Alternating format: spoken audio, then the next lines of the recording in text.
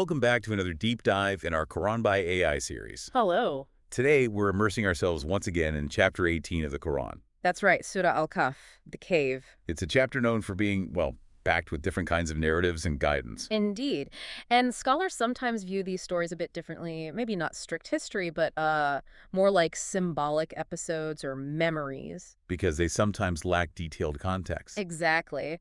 But they all circle back to this powerful core theme. Which is? God's absolute power, his omnipotence, and the certainty of the day of judgment.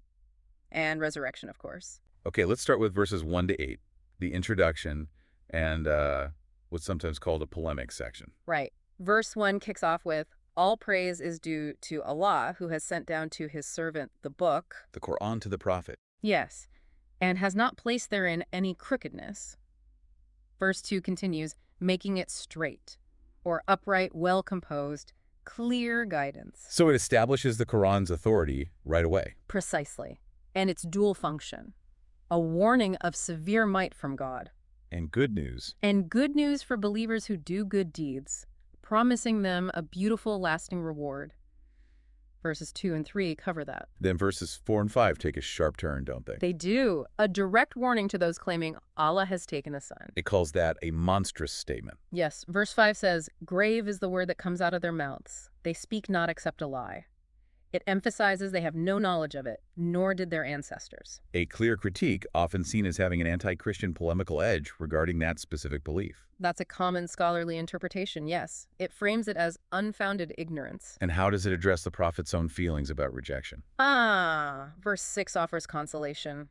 "Then perhaps you would kill yourself through grief over them, in regret that they do not believe." Basically saying, don't grieve yourself sick over their disbelief. Exactly. Your job is to deliver the message. Then, verse 7 shifts perspective slightly. To the purpose of life on earth. Right. "Indeed, we have made that which is on the earth adornment for it, that we may test which of them is best indeed." So everything here is decoration, a test ground. But temporary. Verse 8 immediately follows up, "And indeed, we will make that which is upon it into a barren ground." A reminder of impermanence. Definitely. And this leads perfectly into the rhetorical question in verse 9. Or have you thought that the companions of the cave and the inscription were, among our signs, a wonder? Precisely. It sets the stage, asking, "You think that was amazing among God's signs?" Implying there's much more, starting with this very story. Which brings us right to verses 9 through 26, the companions of the cave. Yes. The story starts with these young men seeking shelter. Verse 10. "Our Lord, grant us from yourself mercy and prepare for us from our affair right guidance." They're praying for help and direction. And God answers. Verse 11. "So we cast a cover of sleep over their ears within the cave for a number of years." They fall into a deep, long sleep. For a very long time. Then verse 12. "Then we awakened them that we might show which of the two factions was most precise in calculating the time they had remained asleep." That bit about showing which fashion calculated best, does that question God's knowledge? Not typically how it's read. It's often seen as a literary device, highlighting human uncertainty about the time elapsed rather than limiting God's omniscience. Okay. And the Quran vouches for their story. Verse 13 is clear. "It is we who relate to you their story in truth. Indeed, they were youths who believed in their Lord, and we increased them in guidance." God strengthened their faith. And their resolve. Verse 14 continues. "And we strengthened their hearts when they stood up and said, 'Our Lord is the Lord of the heavens and the earth. Never will we invoke besides him any deity.'" A powerful declaration of monotheism. Absolutely. A direct challenge to the idolatry around them. They even call associating partners with God an enormity. They were really standing up against their own people. Explicitly. In verse 15, they question their community. "These, our people, have taken besides him deities. Why do they not bring for worship of them a clear authority?" They demand proof for the idols. And they conclude, "Who is more unjust than one who invents about Allah a lie?" So they decide to separate themselves. Verse 16, right. Retreat to the cave. Yes, retreat to the cave. "Perhaps your Lord will spread his mercy over you and prepare for you from your affair facility," trusting in God's plan. Then there's that description in verse 17 about the sun. Yes, a sign of God's care. The sun rises and sets, moving past the cave opening, not directly hitting them while they're in a spacious part of it. Protected, even in sleep. Guided. As the verse says, "He whom Allah guides is the rightly guided." Then verse 18 describes their state. They looked awake. And you would have thought them awake while they were asleep, and they were turned side to side. And the dog. Yes, their dog was stretching his forelegs at the entrance. A detail that's drawn comparisons to other traditions like Syrian Christian legends maybe involving a watchman figure. And they looked terrifying. Apparently so. If you had looked at them, you would have turned from them in flight and been filled by them with terror. So when they finally wake up, Verse 19, they start asking each other how long they'd slept. a day or part of a day? Some guess that, but they ultimately defer. Your Lord is most knowing of how long you remained. Practicalities kick in then. Food. Right. They decide to send one person with their silver coins into the city, verse 20, look to which is the purest of food, and bring you provision. But be careful. Very careful. Let him be cautious, and let no one become aware of you. They feared being found out. Why? What were they afraid of? Being stoned or forced back into idolatry, which they say would mean they'd never prosper. But they are discovered eventually. Yes, verse 21 says, God caused them to be found. We caused them to be found, that they who found them might know that the promise of Allah is truth, and that of the hour there is no doubt. So their discovery served a purpose, proving resurrection and God's promise. Exactly, even though the people who found them disagreed about what to do next. Some wanted to build a structure over them. Yes, while others, those whose affair overcame, decided on a place of worship, showing different reactions to a divine sign. Then comes the debate about their number in verse 22. Right. Were there 3 plus the dog, 5 plus the dog, 7 plus the dog? The Quran calls it guessing at the unseen. And concludes. Say, O Muhammad, my Lord is most knowing of their number. None knows them except a few. It highlights the limits of human knowledge on some details. And the prophet is told not to get bogged down in these debates. Correct. Do not argue about them, except with an obvious argument, and do not consult about them anyone. Rely on the revelation. This leads into a broader point in verses 23 and 24, doesn't it? It does. A really important principle. And never say of anything, indeed, I will do that tomorrow, except when adding, if Allah wills. Insha'Allah. Always acknowledging God's will. And remember God if you forget, and pray for guidance. It connects the specific story to a universal practice of reliance on God. Then verse 25 gives a specific number for their sleep. It says, and they remained in their cave for 300 years and increased by 9. 309 years. Any significance to the extra 9? Some scholars suggest it might account for the difference between solar and lunar calendars over 3 centuries. But verse 26 immediately adds, Say, Allah is most knowing of how long they remained. exactly. It again brings it back to God's ultimate knowledge. To him belongs the unseen knowledge of the heavens and the earth. He shares his judgment with no one, reasserting his authority. Okay, so that wraps up the cave story. Verses 27 to 31 shift focus. Yes, back to direct guidance, warnings, and rewards. Verse 27 tells the prophet, and recite what has been revealed to you of the book of your Lord. There is no changer of his words. God's message is immutable, unchanging. And you'll find no refuge except in him. Verse 28 gives advice on companionship. Stay close to the devout. And keep yourself patient by being with those who call upon their Lord in the morning and the evening, desiring his countenance. Don't be swayed by worldly glitter. Or by those who are heedless of God. Right. Don't obey someone whose heart is heedless, who follows desires and goes too far. Prioritize spiritual connection. Verse 29 then lays out the choice very clearly. Starkly. And say, the truth is from your Lord, so whoever wills, let him believe, and whoever wills, let him disbelieve. Yeah. Free will, but with consequences. Serious consequences for wrongdoers. Indeed, we have prepared for the wrongdoers a fire whose walls will surround them, with a terrible drink like murky scalding oil, a wretched resting place. But contrasted immediately with the reward for believers. Verses 30 and 31. Those who believe and do good deeds, their reward won't be lost. They'll have gardens of Eden, rivers flowing, gold bracelets, silk garments. An excellent reward and a beautiful resting place. A clear contrast. Very clear. Which then leads into another illustrative story. The parable of the 2 men in the vineyards, verses 32 to 44. Exactly. Verse 32 introduces it, and present them an example of 2 men.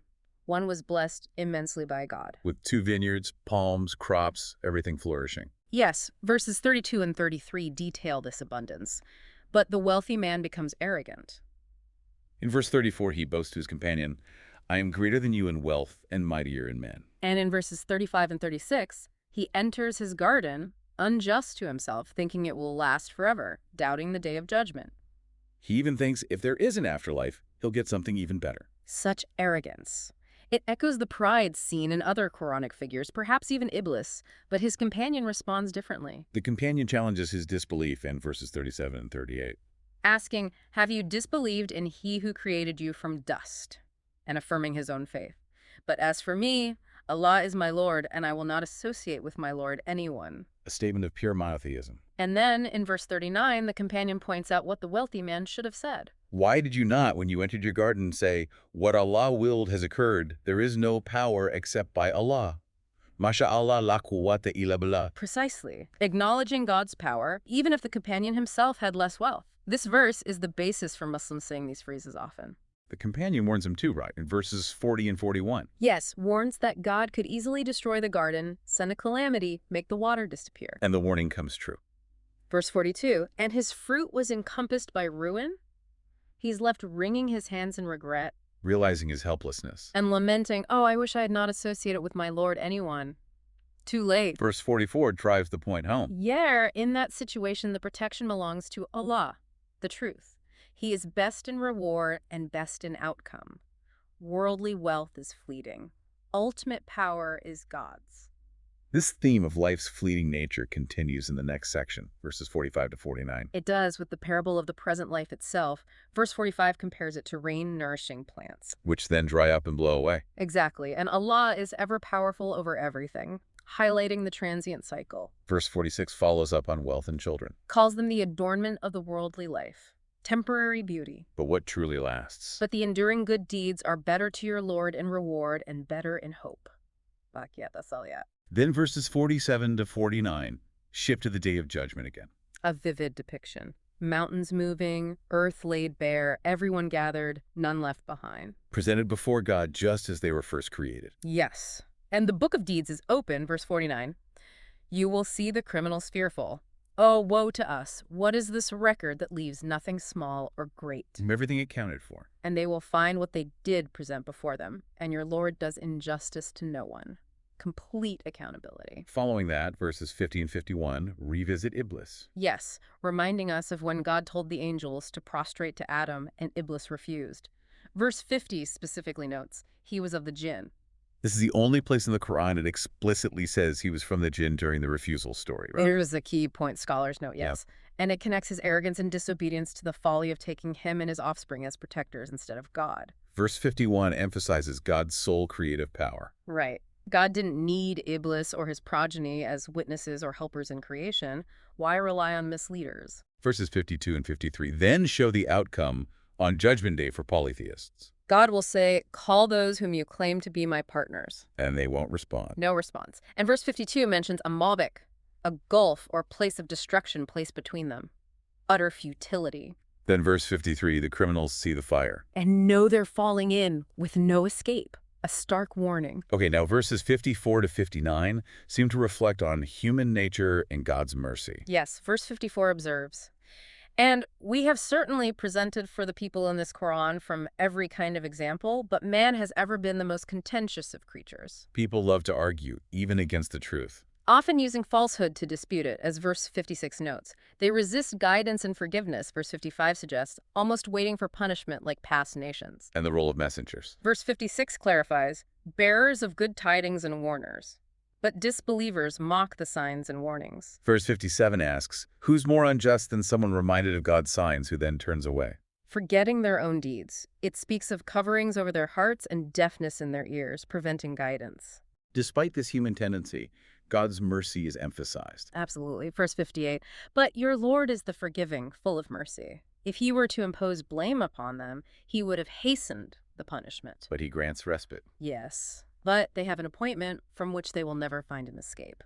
God is forbearing, but judgment is certain. Verse 59 reminds of past cities destroyed for wrongdoing. Which leads us into the next major narrative, Moses and Al-Khidr, verses 60 to 82. A fascinating story about seeking knowledge. It starts with Moses telling his servant he'll journey until he reaches the junction of the two seas. Verse 60. A determined quest. Even if it takes ages. But when they reach the junction, verse 61, they forget their fish. And the fish miraculously swims away into the sea. Right, finds its way like through a tunnel. Later, when Moses feels weary and asks for food, verse 62, the servant remembers. Saying in verse 63, I forgot the fish. Satan made me forget. It took its course into the sea wondrously. And Moses, in verse 64, recognizes this was the sign they were looking for. So they retrace their steps. Back to the rock where the fish was forgotten, and there, verse 65, they find him. A servant from among our servants to whom we had given mercy from us and taught him from us knowledge. Traditionally identified as Al-Khidr, the green one. That's the traditional understanding. Moses, despite being a great prophet, humbly asks in verse 66, May I follow you so that you may teach me? Seeking knowledge. But Al-Khidr is hesitant. Verse 67, Indeed, you will never be able to have patience with me. Why not? Verse 68, And how can you have patience for what you have not encompassed in knowledge? How can you bear what you don't understand? Moses promises patience in verse 69, if Allah wills. So Al-Khidr agrees in verse 70, but with a condition. Do not ask me about anything until I mention it to you. Don't question my actions until I explain. Exactly, and then unfolds the journey with the 3 perplexing incidents. First, damaging the ship, verse 71. Right. They get on a ship, and Al-Khidr makes a hole in it. Moses immediately objects, Have you torn it to drown its people? You have certainly done a grave thing. Al-Khidr reminds him. Verse 72, Did I not say that you would never be able to have patience with me? Moses apologizes in verse 73. And the second incident in verse 74, they meet a young boy, and Al-Khidr kills him. Moses is horrified. Have you killed a pure soul? You have certainly done a deplorable thing. Again, Al-Khidr repeats in verse 75, Did I not tell you? You would never be able to have patience. Moses asks for one last chance in verse 76. If he asks again, he'll leave. Right. The third incident, verse 77, they reach a town, ask for food, but are refused hospitality. Ungenerous people. Yet they see a wall about to collapse, and Al-Khidr repairs it. Moses questions this. If you had wished, you could have taken for it a payment. Why help those who are unkind? And this is the breaking point. Verse 78. Al-Khidr said, this is the parting between me and you. I will inform you of the interpretation. Finally, the explanations. Verse 79, the ship belonged to poor people. He damaged it slightly because a tyrannical king was seizing all good ships by force. The damage saved it for them. Okay, hidden wisdom there. What about the boy? Verse 80, his parents were believers, but Al-Khidr, acting on God's knowledge, feared the boy would grow up to oppress them with disbelief. So his death was a mercy to the parents. Yes, verse 81. So we intended that their Lord should substitute for them one better, a more righteous child. Under the wall, verse 82. It belonged to 2 orphan boys. Beneath it was a treasure left by their righteous father. God intended for them to reach maturity and find it. Repairing the wall protected it for them. A mercy from God because of their father's righteousness. Precisely. And Al-Khidr concludes, And I did it not of my own accord. That is the interpretation. It highlights the limits of apparent knowledge versus divine hidden wisdom. A really profound story. Okay, next section. Yeah. Verses 83 to 102, the story of Dhul-Qarnain. Right. It starts with people asking the prophet about him, verse 83, and they ask you about Dhul-Qarnain, meaning the 2-horned one. Connected by some scholars to Alexander the Great traditions, Yeah. right? Oh, yes, there are strong parallels noted with the Alexander Romance legends, especially the Syriac versions. Verse 84 says, God established him and gave him the means to achieve things. Power, knowledge, resources. So he undertakes journeys. First, westward, verse 85. He reaches the setting of the sun, finding it set in a murky spring, verse 86. And finds a people there. God gives him a choice. Punish them or treat them well. Verse 87 shows his decision. Punish the wrongdoers, but reward believers and speak kindly to them. Then he travels east, verse 89. Reaching the rising of the sun, finding people with no shelter from it, verse 90. God knew everything about his situation. And his third journey, verse 92. Takes him between 2 mountain barriers where he finds people who barely understand speech, verse 93. And they have a problem. Yes, verse 94. O Dhul-Qarnain, indeed Gog and Magog are causing corruption in the land. So shall we assign for you an expenditure that you might make between us and them a barrier? They offer to pay him to build a wall against Gog and Magog, Yajuj and Majuj. But Dhul-Qarnain in verse 95 says what God gave him is better. He asks for their physical help instead. Assist me with strength. And he builds the barrier. Right. Verses 96 and 97 describe it. Using pieces of iron, heating them like fire, then pouring molten copper over them, creating a strong rampart between the cliffs. So strong that Gog and Magog couldn't get over or through it. Correct. And Dhul-Qarnain attributes this success to God's mercy in verse 98. But he also prophesies its end. Yes. But when the promise of my Lord comes, he will make it collapse. The promise of my Lord is ever true. Linking the wall's eventual destruction to the hour, the day of judgment. This prophecy of the wall crumbling is also found in those related legends. It is, particularly the Syrian Alexander legend, though the Quran notably omits certain other elements from those legends, like prophecies about Roman Christian dominance. Then verses 99 to 101 describe that day. Gog and Magog surging like waves, the trumpet blown, everyone gathered, hell presented to the disbelievers. Those whose eyes were veiled, who couldn't hear God's message. Verse 102 ends this section with a challenge. Do disbelievers think they can take God's servants as allies instead of him? Hell awaits them. Which brings us to the final verses, 103 to 110, the conclusion. A powerful conclusion, summing up key themes.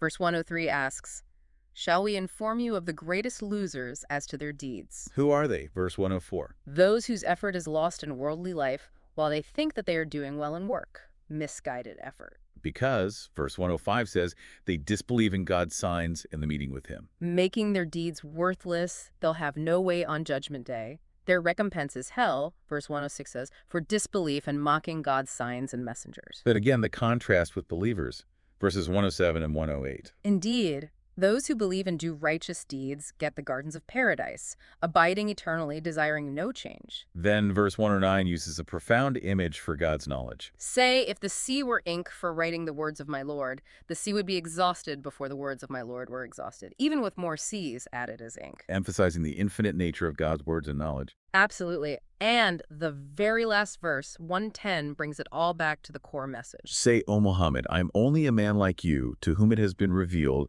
that your God is but one God. Reaffirming the prophet's humanity and the central message of Tawheed, pure monotheism. And the path forward. So whoever would hope for the meeting with his Lord, let him do righteous work and not associate in the worship of his Lord anyone. Faith, good deeds, and pure worship. Wow. Chapter 18 really weaves together so much stories, parables, warnings, guidance. It truly is a tapestry. From the sleepers testing faith against adversity, to Moses learning about hidden wisdom, Dhul-Qarnain's righteous power, the parables contrasting worldly illusion with eternal truth. All highlighting God's power, the reality of the afterlife, and importantly, the limits of our own understanding sometimes. Exactly. These narratives, while possibly drawing on older traditions, are presented uniquely here to convey deep theological and moral lessons within the Quranic framework. It leaves you thinking about belief versus disbelief, appearance versus reality, this life versus the next. And ultimately, our accountability before God, it's a chapter that invites reflection on so many levels. A truly powerful deep dive. Thanks for guiding us through that. My pleasure. It's a chapter worth revisiting often.